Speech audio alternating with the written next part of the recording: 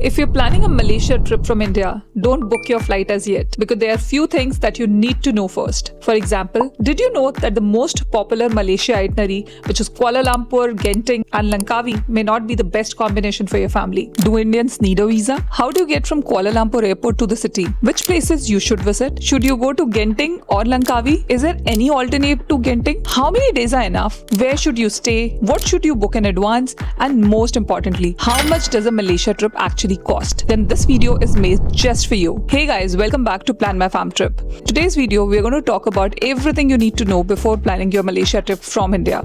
And this is not going to be just a list of tourist attractions. We'll share the practical things that actually matter when you're planning the trip, especially if you're traveling as a couple, with kids or with parents. Flights, visa, airport transfers, SIMs, eSIMs, places to visit, itinerary, hotels, transport, food, shopping, activities, and finally the complete budget. So whether Malaysia is your first international trip or you're simply looking for your next family holiday, by the end of this video, you'll know exactly how to plan it. We have divided this video into 20 simple chapters. So let's go ahead.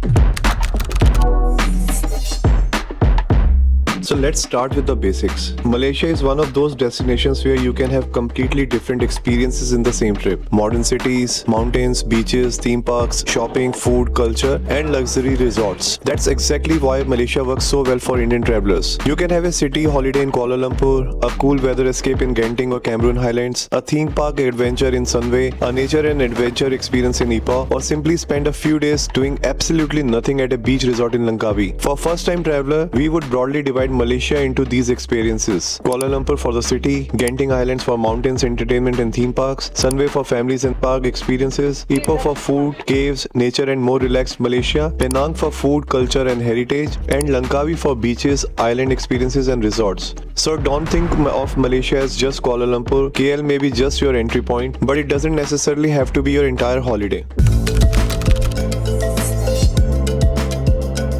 Now comes the big question. When should you visit Malaysia? And the answer isn't as simple as saying December is the best, April is the best. Malaysia is tropical, so it's generally warm and humid throughout the year. Rainfall also varies depending upon the region. So first, decide where do you want to go. If you're planning Kuala Lumpur and Genting, you can be somewhere flexible.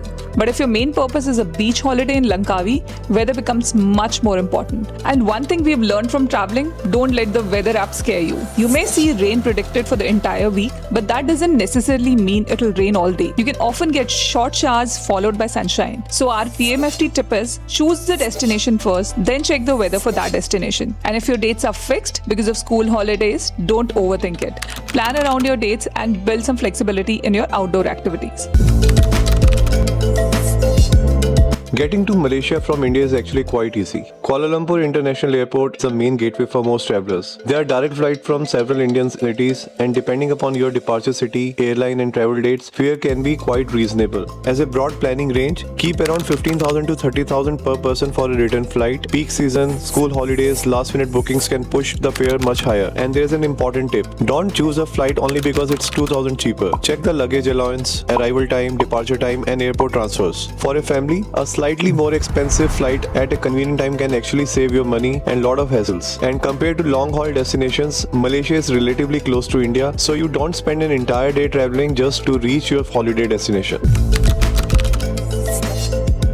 Now let's answer one of the biggest questions. Do Indians need a visa for Malaysia? For Indian nationals traveling for social visit, Malaysia currently has a visa exemption in place until 31st December 2026. But remember, visa-free does not mean no formalities. You still need to complete the Malaysia Digital Arrival Card or MDAC before your arrival and keep your travel documents handy.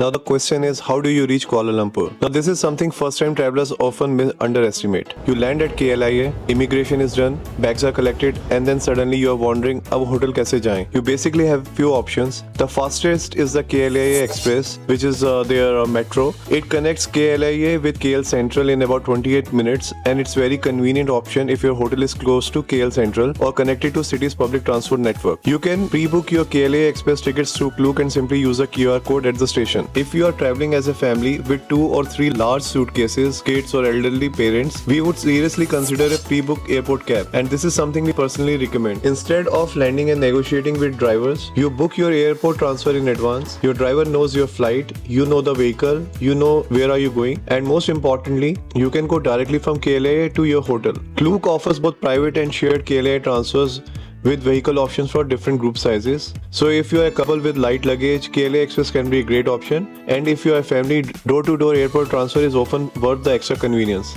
And yes, you can use our coupon code PMFT100 for some additional discount.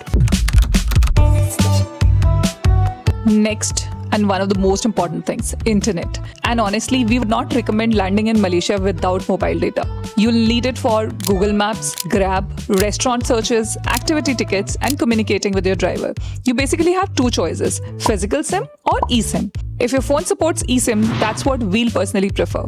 You can purchase it before leaving India, activate it when you land, and you'll be connected without changing your physical SIM card. And if you're traveling with family, we would actually suggest having at least 2 phones connected. You can also pre-book your Malaysia SIM or eSIM through Klook. So one less thing to worry about after landing. Now let's come to the most exciting part. Where should you actually go? Because this is where most people make a mistake. They open Google, see 25 attractions and try to fit everything into 7 days. Don't do that. Let's break Malaysia down destination by destination. Start with Kuala Lumpur. This is your modern Malaysia experience. Petronas Twin Towers, KL Tower, Batu Caves, Boutique Betang, Pavilion, Central Market, Chinatown, Aquaria KLCC, and plenty of restaurants and shopping. For a first trip, keep around 2 to 3 nights here. Then you have Genting Highlands. Cooler weather, cable car, resort, shopping, entertainment, and theme park experience. If you're traveling with kids, Genting can be a very good addition to your itinerary. And here's the important part, Genting is not compulsory. If you've already done something similar in the mountain or a theme park experience, or you simply want a different Malaysia, you have another fantastic option, which is Ipoh. Ipoh is a completely different experience. It's more relaxed, known for its food, cave temples, nature, and unique attractions. And if traveling with kids, there's another reason to consider this region. Sunway Lost World of Tambun. It's a water park, theme park, and an adventure destination all in one. So if your family is choosing between Genting and a most relaxed Ipoh experience, don't automatically assume Genting is the only option. We recently experienced Lost World of Tambun, and for families looking for something fun and different, it's definitely worth considering. Then there's Penang. If you love food and culture, don't skip Penang. Georgetown is famous for its heritage, architecture, street art, and food. It's less about ticking off attractions and more about walking around, eating, and exploring. And finally, we've got Langkawi. This is where you go when you want to slow down. Beaches, island hopping, cable cars, sky bridge, water activities, and beautiful resorts. For couples, families, and anyone who wants a relaxing end to the holiday, Langkawi is one of our favorite combinations with Kuala Lumpur.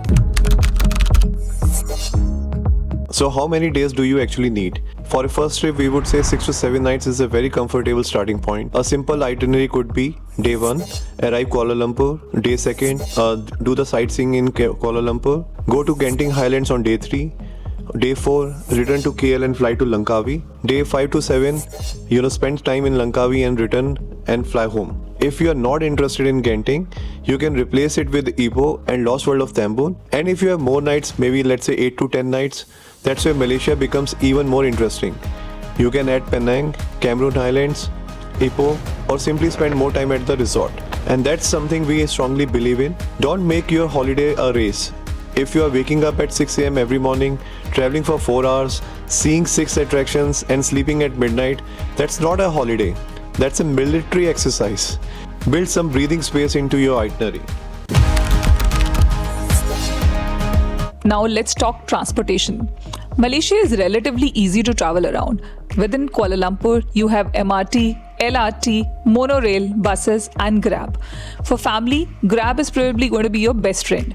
It's convenient. You don't need to figure out public transport every time. And you can go door to door. For intercity travel, you have trains, buses, and flights. KL to Genting is easily done by road. KL to Ipoh can also be done by road or train. And if you're traveling to Langkawi from KL, flying is generally the easiest option. And here's a very important planning tip. Don't just look at the distance on Google Map. Look at the actual door-to-door travel time. Airport check-in, transfers, waiting, luggage, hotel check-in, all of this also adds up. Sometimes saving 1,000 rupees on transport can cost you half a day on your holiday. Now let's talk about hotels. Malaysia has a huge range of accommodation. You can find comfortable hotels for around 3,000 rupees to 7,000 rupees per night. Premium hotels could be expensive, maybe in the range of 10 to 15,000 rupees. And luxury resorts can obviously go much higher. But the biggest mistake is choosing a hotel only because it looks beautiful on Instagram. Location certainly matters. In KL, KLCC and Bukit Bintang are convenient areas for first-time travelers. In Langkawi, decide whether you want to be close to attractions or whether your entire purpose is to stay inside a beautiful beachfront resort. And if you're traveling with kids, the resort itself becomes part of your holiday. One property we would definitely consider for families is Sunway Resort, because you are not just booking a room, you are getting access to a much larger family entertainment ecosystem and around Sunway. So when comparing hotels, don't just ask how much is the room, ask what I am actually getting for that money. That is the difference between cheap and good value.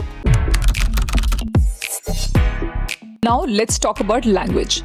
Malaysia is relatively easy for Indian travelers. Malay is the official language, but English is widely spoken, particularly in tourist areas, hotels, malls and restaurants. So communication is generally not a major issue. And because Malaysia has such a multicultural population, Indian travelers will find plenty of familiar food and cultural references. So if this is your first international trip, Malaysia is definitely one of the easier destinations to navigate. Talk about Malaysian currency and some money tips. Malaysia uses the Malaysian ringgit or MYR, and unlike some destinations where you need to carry a huge amount of cash, Malaysia is fairly a card-friendly country. Hotels, malls, large restaurants and many attractions accept cards but still carry some Malaysian ringgit. You will need cash for smaller shops, markets, street food and certain local experiences. Our recommendation: use a Forex card or a low Forex international card where possible. And don't exchange a huge amount at the airport. Airport will provide you almost 20% lesser value than the market rates. Now let's talk about food. Malaysia is a fantastic food destination. You've got Malay food, Chinese food, Indian food, street food, seafood, and some fantastic desserts.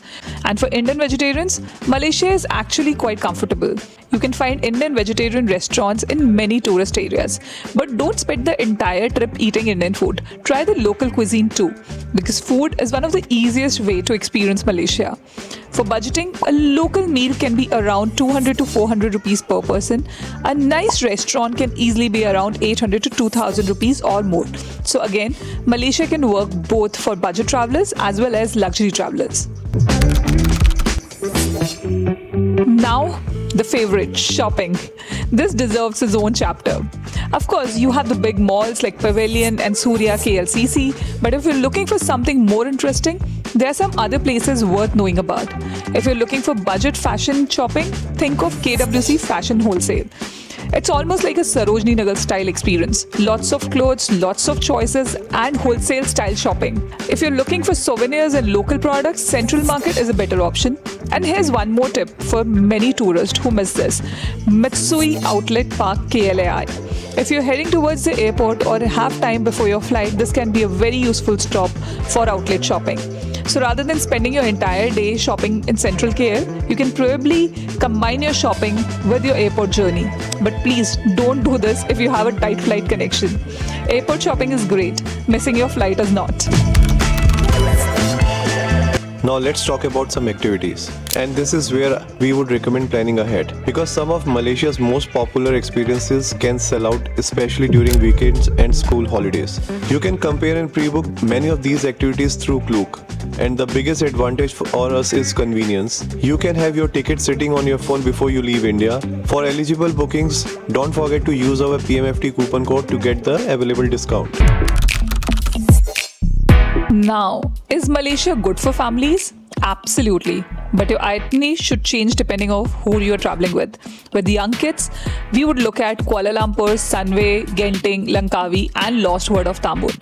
With senior citizens, we would reduce the number of hotel changes, because every time you change hotels, you pack, check out, travel, check in, unpack. Instead, stay longer in fewer places. And if you're traveling with parents, don't underestimate the value of a good hotel location. A hotel close to restaurants, mall, and transport can make the trip much more easier. So don't create an itinerary just because Google says that you can cover 15 places in 7 days. Create an itinerary your family can actually enjoy. Malaysia is generally considered a comfortable destination for tourists, but basic precautions still apply. Keep your valuables secure, don't flash large amount of cash, use official or pre-booked transport, keep copies of your important documents, and be particularly careful in crowded markets and tourist areas. And one thing we always recommend, get travel insurance. So don't skip it just to save a few thousand rupees. A few quick tips before we get to the budget. Number 1, carry a universal travel adapter. Number 2, download Grab before you travel. Don't wait until you land. Number 3, keep your hotel address saved offline, especially useful when your battery is low. Number 4, keep some cash with you. Even though cards are widely accepted, still there could be some places that you will need cash. Number 5, don't overpack. If you're planning to shop, leave some space in your suitcase. And number 6, if you're planning with family, book your airport transfers before you leave India. After a long flight, the last thing you want to do is, अब taxi कहाँ मिलेगी? Let's take a realistic example. A 7-day, 6-night trip for 2 people will cost something like this. Return flights, maybe around 30,000 to 50,000 for 2. Hotels, on an average, 6,000 per night. That's around 36,000 rupees. Intercity travel will be around 10,000 to 20,000, depending upon whether you are flying and how many destinations you are covering. Local transport will be around 8,000 rupees. Activities, keep around 10,000 to 25,000 for 2 people, depending upon what you do. Food, probably another 20,000 for 2 people if you are mixing local foods, cafes and restaurants. SIM and eSIM will be around 800 to 1200 rupees for 2. Airport transfers, keep a few thousand rupees depending upon whether you use train, share transfer or a private cab. So a comfortable Malaysia trip for a couple can broadly come to around 1.25 lakhs to 1.6 lakhs for 7 days. But remember, this is not a fixed price. You can reduce it by choosing budget hotels, local food and cheaper transport. And you can easily take it above 2 lakh with luxury, premium hotels, resorts, private transfers and expensive activities. So the question isn't how much does Malaysia cost? The better question is, how do I want to experience Malaysia? So that's a complete Malaysia planning guide. If there's one thing we would want you to take away from this video, it's don't plan Malaysia by counting attractions. Plan it by experience. Because at the end of the day, the best holiday isn't the one where you tick the most boxes. It's the one where everyone comes home saying, "Yaar, kya trip tha?" If this video helped you plan your Malaysia travel, hit the like button and subscribe to Plan My Fam Trip. And tell us in comments what's your Malaysia combination. And if you're booking activities, airport transfers or SIM, eSIM, check the link in our description and use PMFT 100 wherever applicable to save some extra bucks. Until the next trip, keep traveling, keep exploring, and keep planning your family trips better. So this is Gunjan And Madhur, signing off post planning your Malaysia trip.